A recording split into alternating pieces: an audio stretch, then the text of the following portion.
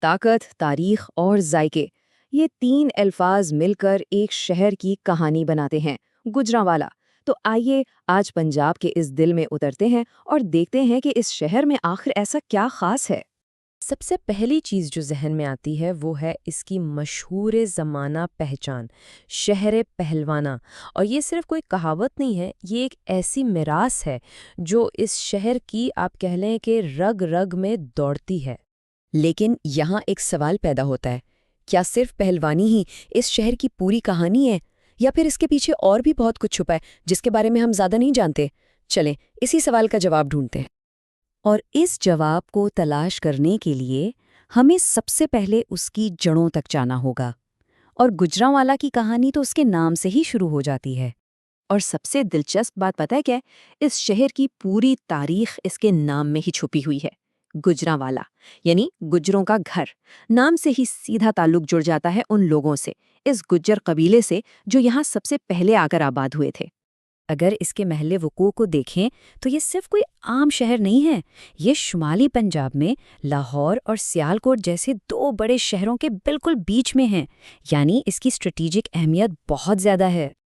اور یہ کوئی چھوٹا موٹا شہر نہیں ہے، پورا ضلع گجرانوالہ تقریباً 3198 مربع کلومیٹر پر پھیلا ہوا ہے، اور اس پورے علاقے میں بستے ہیں تقریباً 25 لاکھ سے زیادہ لوگ۔ سوچیں ذرا، یہ پنجاب کے سب سے بڑے شہروں میں سے ایک ہے۔ یہ صرف ایک نمبر نہیں ہے، یہ اس شہر کی اصل زندگی ہے، اس کی دھڑکن ہے۔ اچھا، تو اب جب ہمیں اس کی بنیاد کا اندازہ ہو گیا ہے تو چلیں ذرا وقت میں پیچھے چلتے ہیں اور دیکھتے ہیں کہ تاریخ کی مختلف پرتوں نے اس شہر کو آج کا گجرانوالہ کیسے بنایا۔ اس کی کہانی کا آغاز ہوتا ہے مغل دور سے، جب یہ ایک اہم بستی کے طور پر ابھرا، لیکن اس کی اصل پہچان بنی سکھ دور میں، جب یہ شیر پنجاب مہاراجہ رنجیت سنگھ کی جائے پیدائش بنا۔ اور یہ ایک ایسا واقعہ ہے جس نے اسے تاریخ میں ہمیشہ کے لیے امر کر دیا۔ پھر آیا برطانوی دور، جس نے اسے ایک جدید شہر کی شکل دی۔ تو تاریخ نے تو اپنی بنیاد رکھ دی، لیکن آج کا جو گجرانوالہ ہے نا، وہ اپنی معاشی طاقت کی وجہ سے جانا جاتا ہے۔ یہ شہر اب پاکستان کا ایک بہت بڑا صنعتی انجن بن چکا ہے۔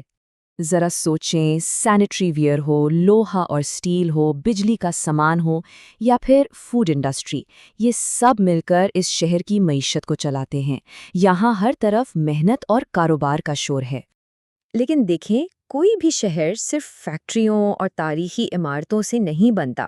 اس کی اصل روح تو وہاں کے لوگوں میں، ان کی ثقافت میں، ان کے رہن سہن میں ہوتی ہے۔ اور یہاں یہ چیز بہت دلچسپ ہے، ایک طرف پہلوانی اور اکھاڑوں کی صدیوں پرانی روایت آج بھی زندہ ہے، تو دوسری طرف یہ ایک جدید شہر ہے جو پنجابی ثقافت کے ہر رنگ سے سجا ہوا ہے۔ مطلب ماضی اور حال یہاں ساتھ ساتھ چلتے ہیں۔ اور جب بات ثقافت کی ہو رہی ہے تو گجرانوالہ کے ذائقوں کو کیسے بھول سکتے ہیں؟ یہیں تو اس شہر کی اصل روح بستی ہے۔ اور شروعات کرتے ہیں مشہور زمانہ پایوں سے، جو صرف ایک ڈش نہیں بلکہ ایک پوری روایت ہے۔ پھر آتے ہیں یہاں کے کباب، جن کی خوشبو ہی دور سے بتا دیتی ہے کہ آپ گجرانوالہ میں ہیں۔ ان کا ذائقہ تو بس ایک بار چکھنے والا ہی جانتا ہے۔ اور ہاں، نہاری کے بغیر تو گجرانوالہ کا ذکر ہی مکمل نہیں ہو سکتا۔ لوگ دور دور سے صرف یہاں کی نہاری کھانے آتے ہیں، یہ اتنی خاص ہے۔ اور اس ذائقے دار سفر کا اختتام ہوتا ہے مکھن میں ڈوبے ہوئے گرما گرم پراٹھوں پر، جو یہاں کے ناشتے کی جان ہیں۔ یہی وہ ذائقے ہیں جو گجرانوالہ کو گجرانوالہ بناتے ہیں۔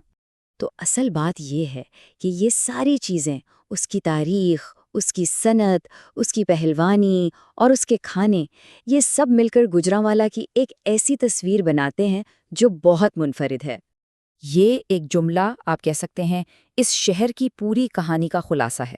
یہ صرف ایک شہر نہیں بلکہ پنجاب کی صنعتی طاقت، ثقافتی ورثے اور تاریخی شان و شوکت کا ایک زندہ ثبوت ہے۔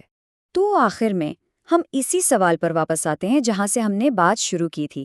کیا واقعی صنعت، پہلوانی اور ذائقوں کا یہ ملاپ ہی گجرانوالہ کی اصل پہچان ہے؟ یا اس شہر کی کہانی میں اب بھی کچھ ایسے باب ہیں جن کا کھلنا ابھی باقی ہے؟